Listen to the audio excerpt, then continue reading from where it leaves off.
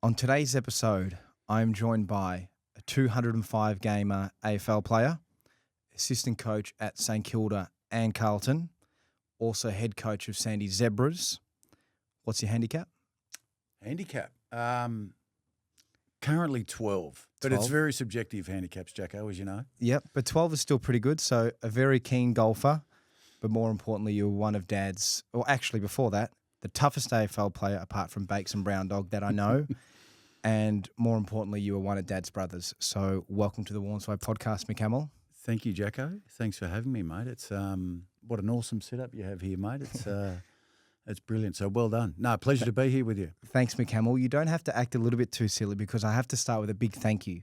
And the thank you I want to start with is you were probably one of the first people I actually spoke to for this podcast, and you let me get a few practices in, reps in. So thank you again for coming on here for a second time and giving me your time, because that first one I was a bit nervous, didn't know how to talk. But have you already seen from a few clips you've seen that I'm a little bit better from the first episode? No, I apologise. It wasn't you. It was me. I was just talking too much rubbish. No, never. You held yourself together well, but no, it's been terrific, mate, to see from afar what you've been able to create. You and Kai are an exceptional team, mate, and you've given some really good insight across many sectors, mate. So well done. Thank you, Mick Hamil. Great to see. Thank you. Well, the first thing I'd love to talk to you about is where were we last week? And because that hat looks pretty special, we were at I'll let you explain because you were very heavily involved in it. So well done to you, Mick Hamil. Thank you, Jacko, and clearly for the family support. But yeah, I'll take you back a little bit. It was around 18 months ago where clearly your dad's love of golf, cricket, footy, the rivalry with Victoria and Queensland was so close to him. So we wanted to do something pretty special for him. Where it was about 18 months ago, we spoke to Bulls Masters, Jimmy Marr, which is a close mate of Andrew Symonds and their organisation. And we sort of met and we wanted to do something and around golf and that Victoria and Queensland rivalry. So we came up with a concept of just that, Victoria versus Queensland, and they would host it this year, which we've just gotten through a really good 3 or 4 day event. So I really love the idea, the concept of it. One of your dads, and I told this story last week, was around one of his favourite events was the Dunhill Invitational in Scotland, and such a severe note taker your dad was, as you remember. So we had a couple of calendars up on his wall, and was always a year or 2 years in advance. Yep. And he'd have marked on that, apart from Birthdays. Birthdays. But that was the first event. Not only the event would go on the calendar, but when the invitation was meant to arrive. So he had that in big whiteboard marker, invitational to arrive. So that he just loved it. And hopefully this is started something really special for us. And I think the weekend, you know, your dad loved his golf and he loved getting people together and he loved getting really good people together. So behind that was a fair bit of work to go into it. But when we look back, how we went with the 3 or 4 days, it was just a terrific event to see you, Brooke and Summer up there. Jason was up there. Park Keith couldn't get there, but he's not only was his family present, it was his mates and his close mates, and every one of those Victorian members that played from a talent point of view certainly had a close touch point with your dad. Yeah. So that was really special, and to hear the stories from Buff and AB was up there, which was a really close confidant of your dad, and then Ian Healy. Buff, as I mentioned, so those guys were instrumental in it. So it was a terrific event. Having said all that, yes, your dad would be really pissed we lost. Yeah, he would be. Yep. So we need to bounce back. We do, but no, you did amazing, Hamil. So well done with that event, because there's been so many honours since Dad's passing. You know, obviously the stand, and I'm not going to go through the list again, but he has so many ovals and stands and areas after him now. But with what H&E has set up with the legacy, what you've now set up with the golf tournament, and what I'm trying to do with this cricket day, Dad's 3 biggest things, like what you just said, were bringing everybody together, golf, and cricket. They were just his three things he loved to do. So what you were able to do on the weekend in another state, in the middle of an Ashes, is unbelievable. So well done to you, Hamil. It's awesome because I know how much Dad loved playing golf with you, and I know that you still got some of the golf clubs and all that sort of stuff that you swing with. And it's the first time, definitely since Dad's passed, that I've actually got the golf bug. So thank you for giving me the golf bug back. And out of all that, it was worth doing. Yes. If we can get a club in your hand, Jacko, and you can get some lessons, because once you get the bug, I know. you're Well, finished. I got the bug so much that I was literally at Royal Melbourne yesterday, walking around watching the golf, watching Rory McIlroy, Cam Smith, Minwoo Lee, all of these guys, and I haven't done that since Dad's passed. Yeah. So thank you for bringing the golf bug back. No, well done. I'm glad you got it. Makes both of us good. Yes, we both got it. And how did you hit them in the tournament? We're okay. Yeah, we're okay. Some good, some really poor. Some some good ones. Brownie got a good video of me actually hitting a birdie, which was nice, Hamil. Which was few and far between, let me tell you. But so your handicap's gone down to 11 now. Well, I don't know. Depends where we play and who we play, Jacko, as you know. That's a very good point. but it was great. It was so many laughs. I mean, coming back on the Sunday when we were flying back, it was just I was sitting next to Bobby Quiney, and Dipper was in the other side. He was sound asleep. Speaking of Dermy, he had a terrific weekend. Milne, Montagna. So it was, so many laughs, and it was just we were really fortunate that we had so many people put their hand up and want to be part of the event. You did such an amazing job with the amount of people you got there, because on the Victorian side, like you just said, I think it was Jimmy Maher used the perfect word. He had a sprinkle of Saints because Dad was such a big part of Saints. But then to also have Hawthorn players there, and especially Derm, because Derm was the reason he wore 23. Yep. It's the reason Dad got the mullet and was a bit sort of flamboyant with his personality. And his first love, I think you'll probably know a bit better than me, but up until he was 18 years old, he was actually Hawthorn. And then he only started going for Saints when he got drafted there and was in the reserves and sort of in that zoning back in the day. Yep. And then he got delisted and moved to England and came back 99 kilos. But do you remember the first time I saw you go? Yeah, no, exactly. He was a mad Hawks man. Loved Hawks, loved Dermy, Dunstall, but he loved all the the 70s and the 80s, and clearly they had a golden era through that period of time. But and the 23, that's everything he was about was 23, wasn't it? Yeah. So, well, you've got the 23 hat on. I do. Yeah. 23s everywhere. Yeah. Do you remember the first few rounds you used to play with Dad playing golf, where they were? Yeah, I do. And I don't think I've played many rounds like it other than with your dad, because he was a freak in many levels, like really good hand-eye. But we'd often play at Capital, which Lynn Fox have just purchased, which is awesome. But we'd play at Capital, and typical Shane, right? He never did anything by half, so we'd rock up. What would you like to eat? When would you like it to be bought out? What hole would you like it to be bought out? Oh, I'm not sure. I'll let you know. I'll ring you. And it just depends how hungry we get. Yeah. And then sure enough, we'd stand on the tee, right, handicap. Yep. Well, I haven't played for 4 or 5 weeks, so my handicap's blown out, but you can't change your handicap, right? So, exactly. No, I've got so many stories because I used to be a caddy with him. I was not very good. I couldn't tell how far the yardage or work out that machine or suggest what club to use. Yep. And I think it was just an excuse for me and Dad to have a bit of father-son bonding. Yep. But he was so competitive, and I saw so many times where his handicap should be 3 or 4, but he was versing somebody better than him, so he'd say, oh, it's maybe 7 or 8. But then he hadn't played for maybe 6 months because he's been working, so his handicap would go about 9 or 10.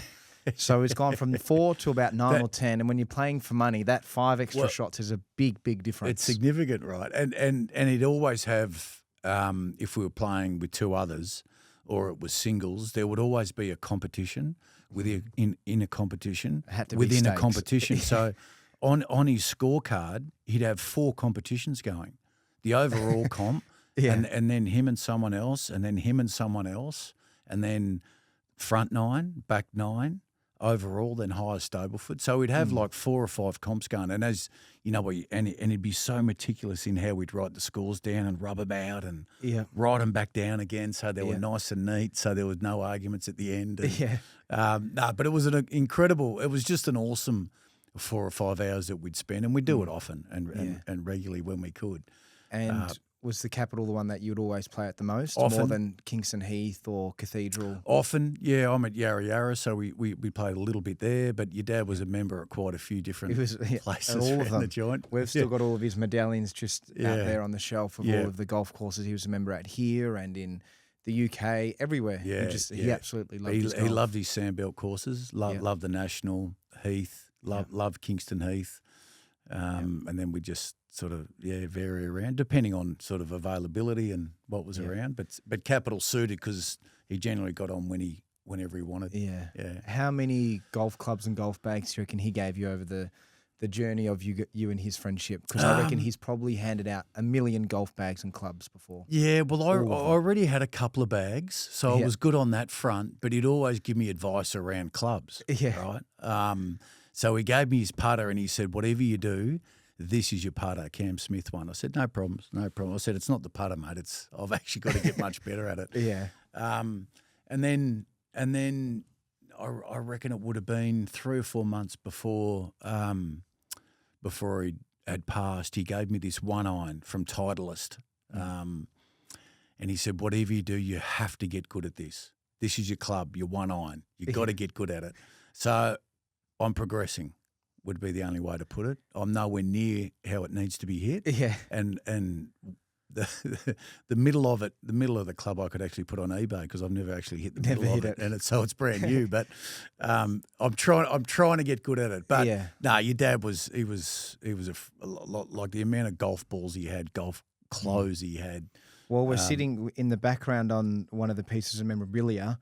We can see one of his golf balls and it has a 23 on it. And if you don't know where that piece of memorabilia is from, he only ever got 1 hole-in-one ever in his life. Ever. Yeah. And that was at Augusta. And it had to be at Augusta. And it had to be on a pin. I think it's the 15th hole or 16th hole where no one's ever gotten a hole-in-one on that pin before because it's on like an uphill sort of very difficult pin. Yeah. But that just shows all the fairy tales that Dad's got in his whole life and story. Yeah. To only have 1 hole-in-one, it's at the best golf course in the world. Yeah, amazing, isn't it? And it doesn't surprise me. No, exactly. Surprise me that if he gets one, it has to be at the best course in the world. Yeah. Yeah. Did he ever get close when you were playing with him? Yeah, a couple of times. Yeah, really? He did a couple of times. Yep. A few balls left, few balls right. I got really close once, but it was a skidder through the ground. He goes, mate, that's never going to count even if it did go in. I said, well, it's going to count because there'll be 1 on the card. Yeah. So it would count. It doesn't tell you how it got there. Yeah. So, no, but I saw him get close a couple of times. Yeah. Yeah, but never drain one. So special. Yeah, very special. Now, a bit about you, Mick Hamil. We've been speaking a lot about Dad, but one thing I'd love to ask is when we were in COVID, Dad wanted to show me a few of highlights of the best games ever. And in one of the best games ever, I think it was a 1998 or might have been a 1997 home and away game for Carlton. You were really, really young. You looked like Tom Cruise. You had a full set of hair. You looked really tough. Nothing's changed, mate, right? No, I'll be there soon. Look how thin mine is. Mine's falling out soon too. Thank you, Dad, for the jeans. Yeah, the jeans. But... No, there was one game I remember where somebody was just getting really stuck into you. It was like the first quarter. And then I remember once you'd tackled him, you had like your elbow on the back of his head.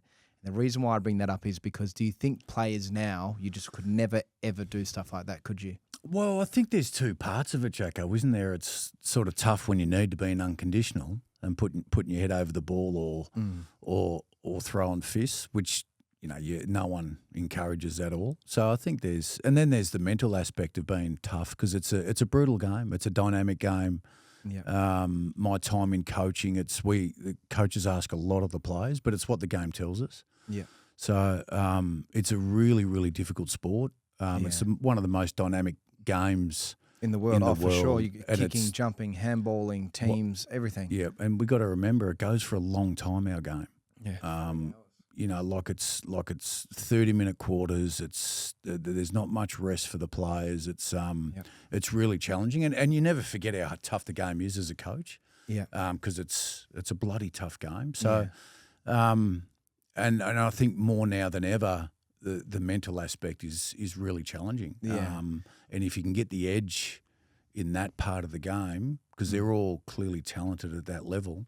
Yeah. But as an old coach of mine, David Parkin, used to say, it's if you can get that 5% right above your shoulders, it's critical to how you perform consistently, how you train, your habits, how you are as a teammate, how you are as a person. So yeah, it's critical. So would you say the mental side of the sport is probably the most important, or a lot more important now to an AFL player than it was 20, 30, 40 years ago? Yeah, I think it's always been important how you prepare, and it's always been important how you condition yourself to play the game. But now, so more than ever, I think the expectations externally and clearly social media play is a driving factor for it. Yeah. Which can cripple some. So can you recognise from when you were a player to the players now, social media does have a big impact of people just on their phones before games, after games, during the week? Have you noticed players that actually do get affected by, you don't have to say their names, but actually looking at messages or photos or videos of articles that can affect them mentally? Oh, there's no doubt there's players. I think there's people in general. These players are no different to the rest of society. They're us, as they're just human beings. Like they're society. And no doubt some would want to seek approval of opinions where they don't even know respect or value, but the weight and numbers of what can come their way from whether it's on Instagram or whatever it is, but the comments, and it surprised me over the last couple of years around how much individuals would take that into account. And I didn't grow up with it or play with it, but so it's certainly been to exposed. Relate or, it's certainly, but it is what it is, right? Like that. So players, like it's not going away. It's not going away. So it's present with us. How do we manage it? And how do we what environment do we create, or do clubs create to alleviate that pressure? So what was when you were at Saints and Carlton, what's some of the advice you were giving to the players that were dealing with social media? Is it just try and not check your phone on game day? Don't pay much attention to it. It's, you know how much hard work you're putting in and the effort you're putting in. They don't understand that. They're judging you off a few hours during the week. Oh, I think it comes down to you got to value and respect your network that you've got, and the network that you have. Yes, if they're your decent network and decent friends, they're going to tell you how it is anyway. They're going to give you their honest opinions. Otherwise, they wouldn't be in your network to start with. So I think it's valuing what goes on at a footy club in the four walls, but then there's many parts to players that aren't just footballers, right? They're their sons, uncles, etc., etc. Like they're not just footballers. And people I think externally see that as, yep, they're well paid, so they should be doing this and this and this. It's a difficult sport. No one goes out there to try and miss a kick or miss a goal or miss a mark, but the expectations now clearly comes back to how well you manage that within your club, and if you've got good people around you, you got really good support around you. If it's friends, if it's your parents, if it's your coaches, it's important. Yeah. So what do you think is the biggest difference from when you're a player to the players now? Is it the preparation? Is it what's happening actually at the club in terms of meetings and rehab? I think the biggest media. The biggest difference is that not one size fits all. Yeah. And we saw that, I guess, with a player like Charlie Curnow, who's a superstar, and it was a pleasure to be involved with him and coach with him. I haven't seen many like it in my time. And that just because of his work ethic and he's as good as worker as I've seen. He's up there, with Walsh, Rewalt, Harvey, Cripps, those guys, Wiedering, just getting there a bit Bradley. earlier, staying a bit later. Yeah, but just their application for it, the attitude, but a clear, like a solid work ethic, and they all work hard, but there's different levels. And the Charlie Curnow. It's unfortunate. I don't think Carlton supporters would realise such a big a loss that he is to that club, because superstars don't come along every day of the week.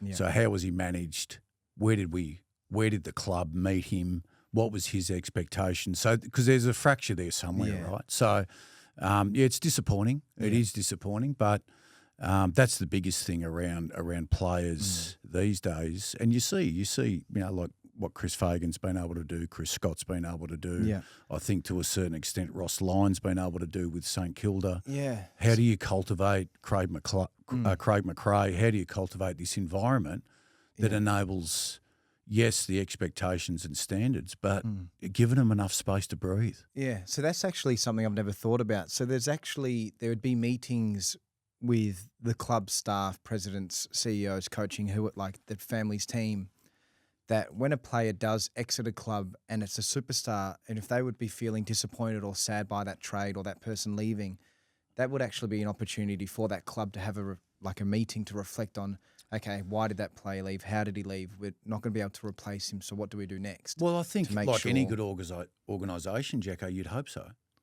You'd hope those conversations are happening. So it's not just a handshake, okay, we need to try and get the next person. It's like, hang on, if another superstar comes into our club, how do we keep them? Yeah. How do we make them happy? Yeah, well, not many superstars leave. Yeah. So you got to ask the question, I think, why did he leave? And the responsibility doesn't solely lie on the player. Yeah. It doesn't, because good players and good people, which Charlie is, there's reasons why he left, because you don't want to make that mistake again. Yeah. So then what's the explanation for people that come into a club and then after 1 or 2 years they're able to leave? In terms of the like a draft pick, the top 1 or top 3 draft pick can go to a team and then puts their hand up and goes, I don't want to play here anymore, and then they can go to another club. Yeah, well, there's reasons for every one of them, and they're all different. Yeah.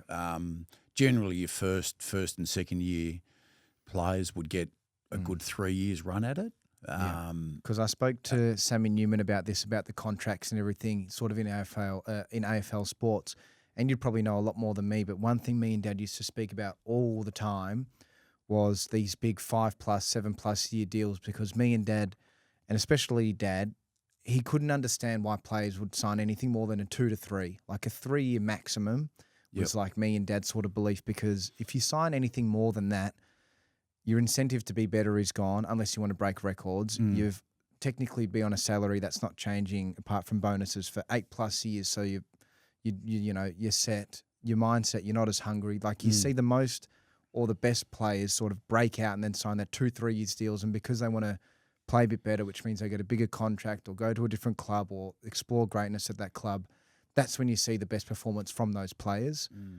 But can you notice a difference between players that once they've signed a short year or long year deal, their mindset or how hungry they are at training or at playing? Because I say to my friends, as soon as that player signed a big 5+ or 7+ year deal, that next year they're just nowhere near as good as they were the year before. Yeah, I think, and again, Jack, I can't understand. I'm probably a couch potato. No. It's a good question, and it's a good discussion, because what ends up happening, it's not necessarily the club handing out straight away or a 7 or 8 year. It's renowned within the industry where clubs would put pressure on that other club's salary cap.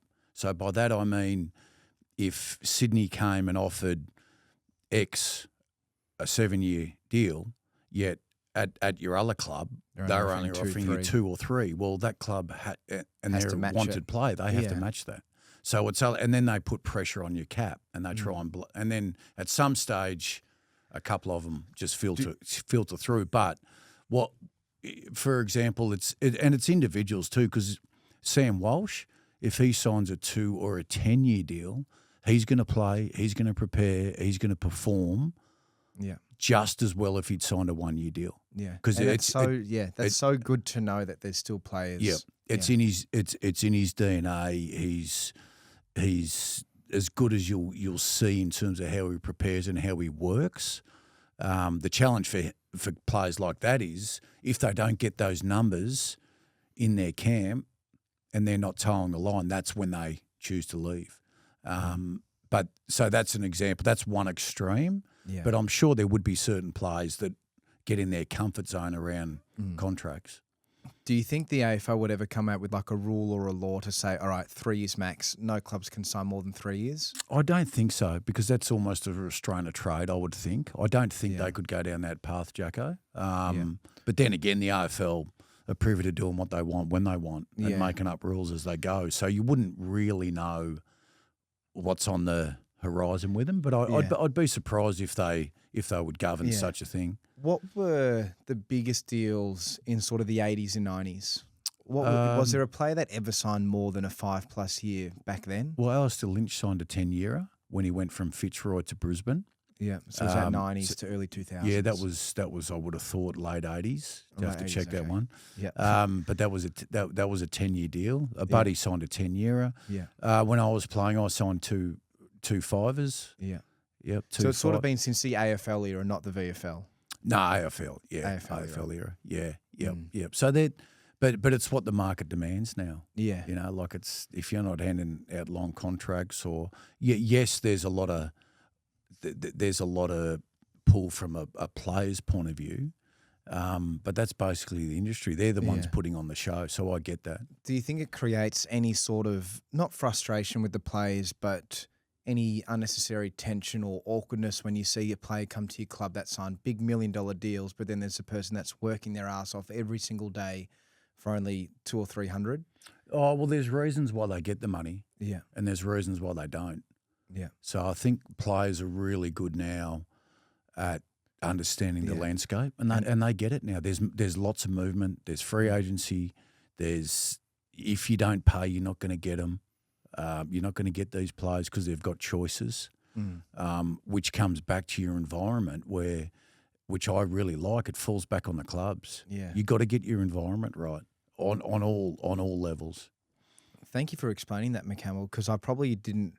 Yeah, there's a lot of layers, isn't there? Than just a simple trade or a move or it's this and it's that. There's actually probably hundreds of layers before that player's made that decision. Yeah, and that's, Jacko, that's why clubs spend millions of dollars on their recruiting. Yeah, and have a team of 20, 30 people. And because it's really complex now, especially with the academies, the father-sons, the point system. Yeah, it's not just trade for trade. When are the Saints going to get a father-son pick? We need a father-son pick. How old's Tommy? We do. Well, how old is Tommy? Tommy's 7. Yeah. Tommy's 7. I got a 2035.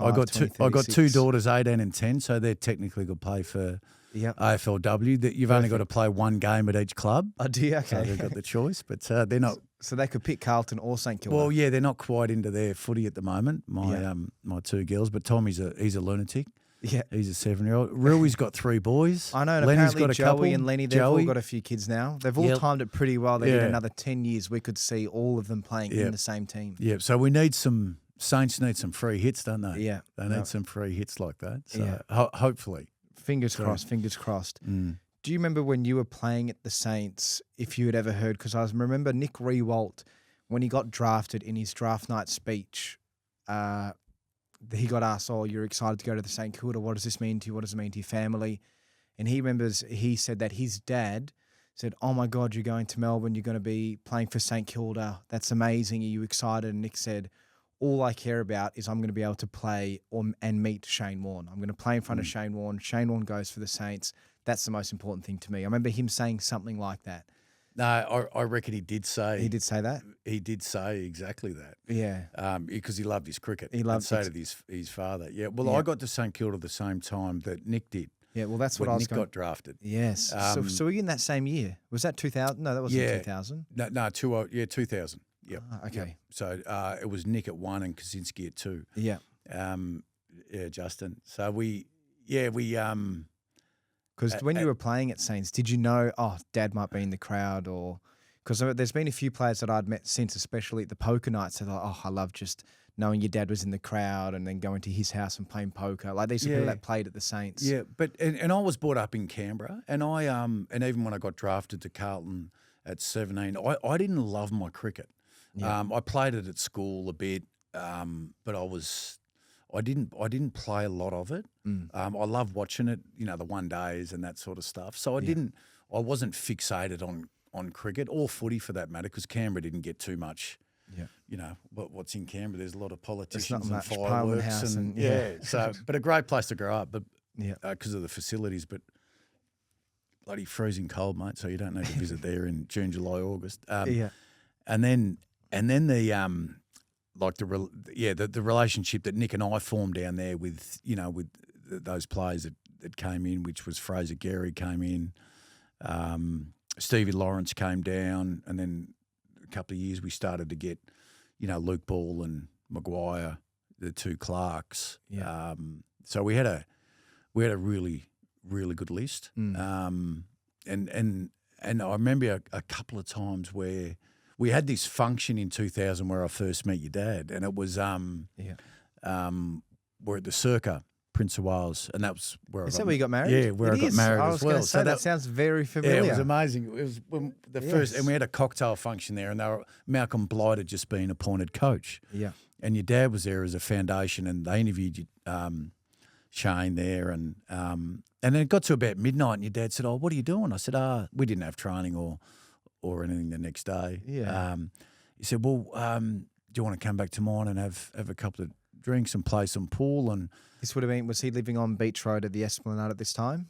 Was this Middle Crescent? yeah, Middle Crescent. So before the Renos at Middle Crescent. Before, Is that right? Before. Wow. Yep. So the This is house history across for the me. road. I'm learning. Yes. I'm learning. So anyway, we were just sitting around talking, and then tall glass vodka Red Bull, Yeah. full of ice, and then all of a sudden it was like 4 or 5 in the morning, and we're just still talking sort of garbage, and it had nothing to do with cricket. Yeah. And all the conversations that I had with your dad when he was going through the Ashes and in England, which he would travel, 8 months of the year, was, how'd you go, mate? How'd you go? And he'd just taken FIFA. But he didn't even want to talk about that. How'd you going at the Saints? What are you doing there? Why did you do that? Why did you do this? And then when I was fortunate to captain the club, it was good. I talked to him regularly about it and how he'd approach things, and have you thought about this? And captaincy's not about you. Yes, you have to perform, but what are others doing? What are the ones that aren't playing in the seniors doing? You got to look after them. Yep. So his dynamics of the team, which he learnt from, Alan Border and the greats, certainly helped, and others, certainly helped me out a lot in that regard around the dynamics, because performance would just naturally you have to do that. So the expectations, same as your dad, what he had on himself was far greater than anyone else had on him. He was like, just give me the ball, because he knew that he wanted that responsibility.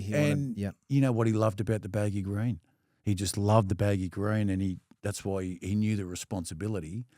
In Australia, as soon as he put that baggy green on, he knew that his responsibility was to perform at his best, and he loved it because he was an entertainer. He was an entertainer, and he made everything exciting.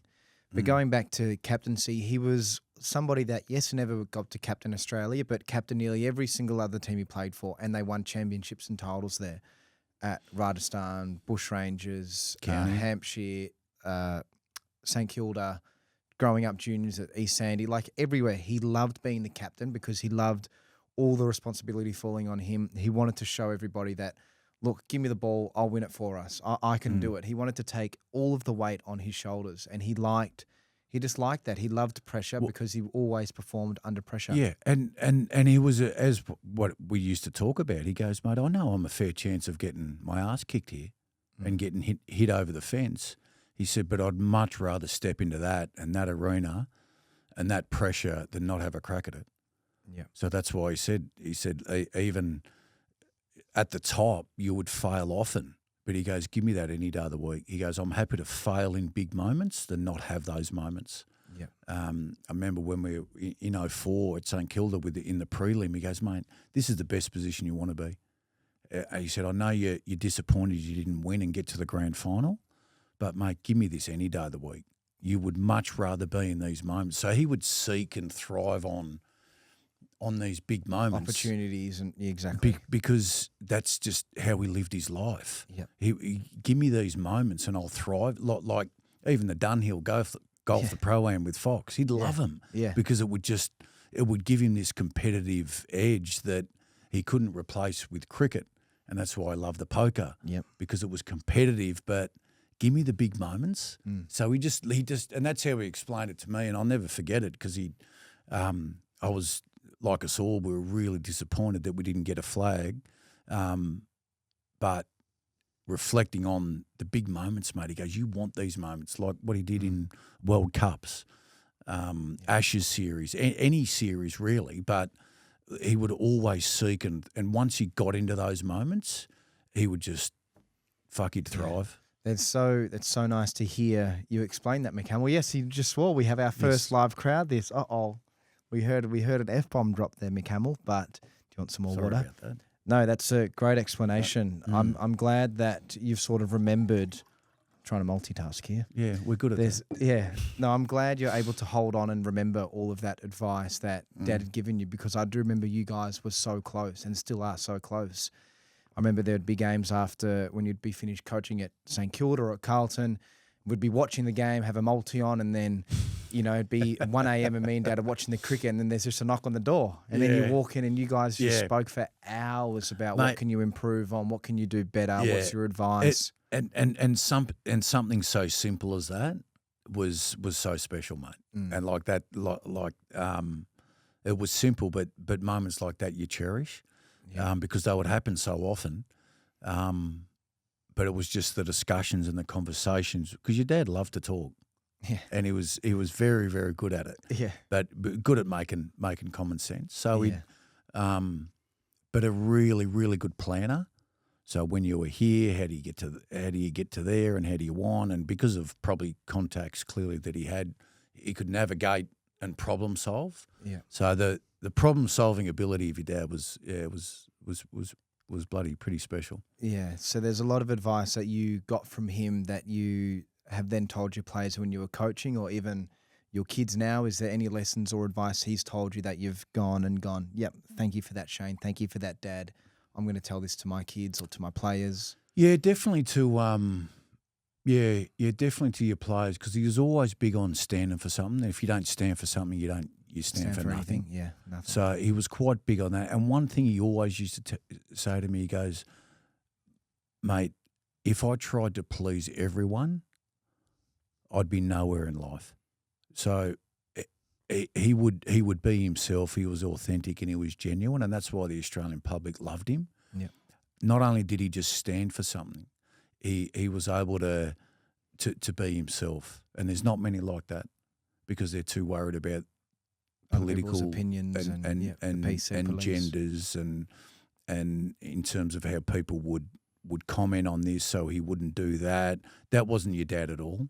He was authentic and genuine, and all you can ask for anyone, be yourself. You're not asked to be liked, but be yourself, and then people will gravitate towards you. So that was something that he always used to say is, mate, don't try and please everyone, particularly when I was playing.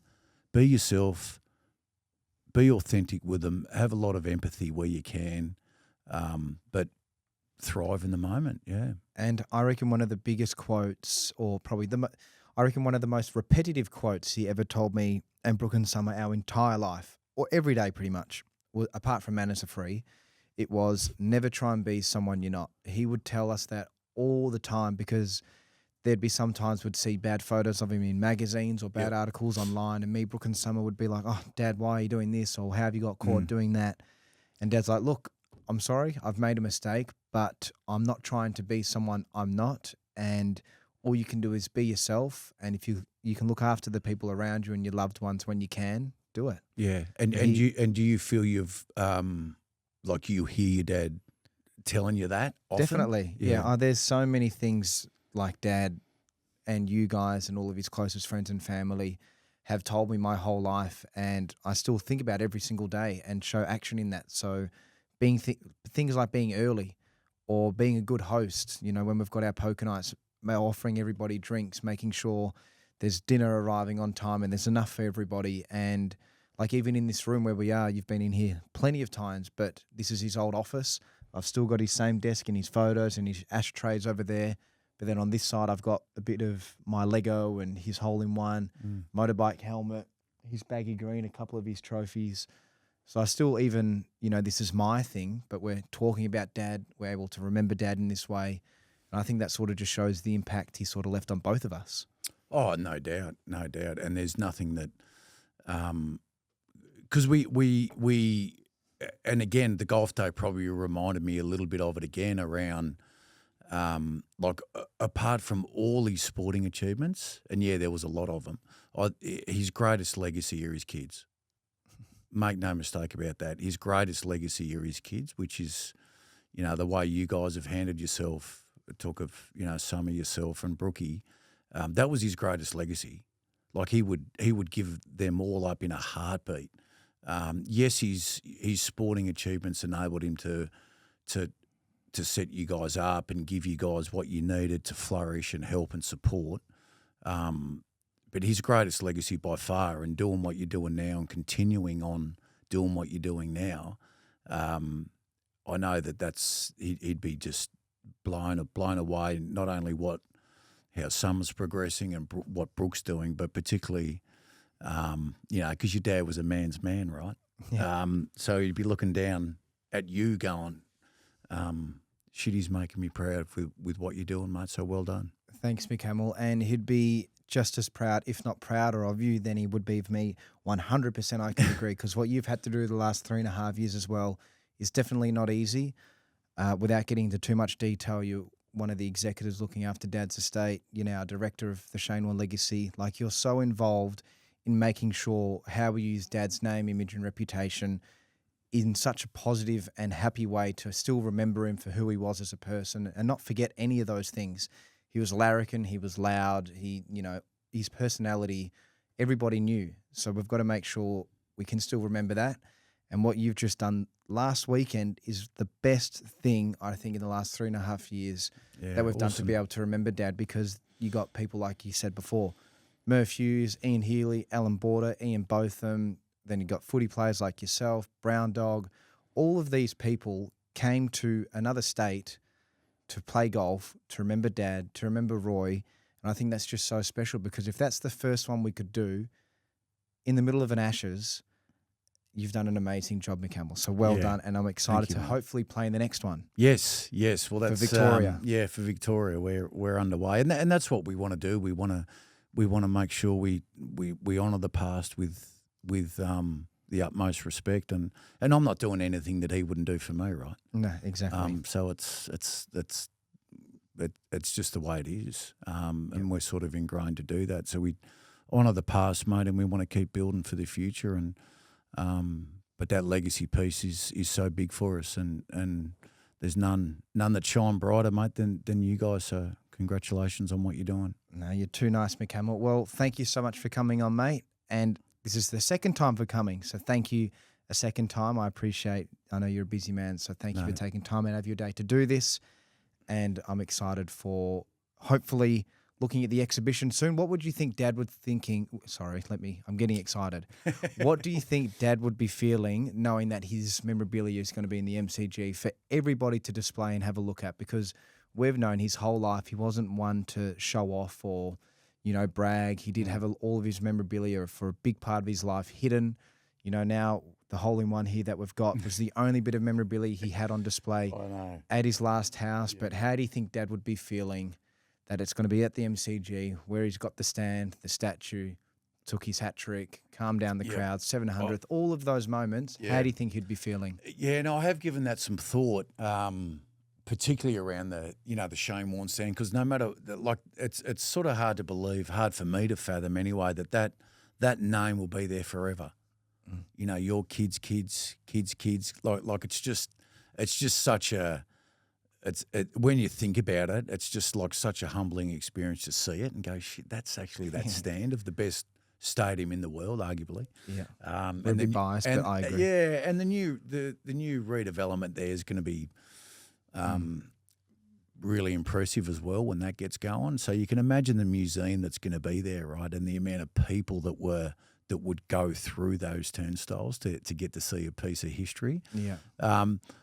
So yeah, that in its own. And then how do you reckon your dad would be feeling about it? I reckon he'd be looking down going, Jesus Christ, how come I can't get a clip of this? Yeah. But what he would be, and what I know he would be proud of every time that his nearest and dearest, and particularly his family, like you guys would step in there, he'd be like going, shit, I've actually did something that my kids can look up to from a sporting point of view, and then take people through, you know, your friends and whoever you wish to take through, knowing that you'd be proud of that. Yeah. Summer would be proud of it, Brookie, you know, and obviously your partner's a massive part of it, but knowing that you're proud of it to take people to see it. Yeah. For him, it'd be like, oh, yeah, it's good, but you know what? I've done heaps in my life. Yeah, they know what I did. That's what he always used to say. They know what I did. But for others to pay respect to it, and because he's built that and earned it, he'd be most proud of that. Yeah, no, I think it's going to be so special, and I honestly cannot wait to be finally open to the public, because off the top of my head, the only things I can think of that will be like this are the Don Bradman Museum, which I haven't been to though, Elvis's Graceland. Like, to have a place that is for one person, but enough for one person that millions of people from around the world will fly to go and see and honour, is going to be special. Yep. So, Hamil, thank you so much for coming on, mate. Thank second you, time. Thank you, mate. Thanks for having me. Good luck Well with done, everything, and hopefully I'll be playing in the golf tournament next year. Look forward to it. Can't wait.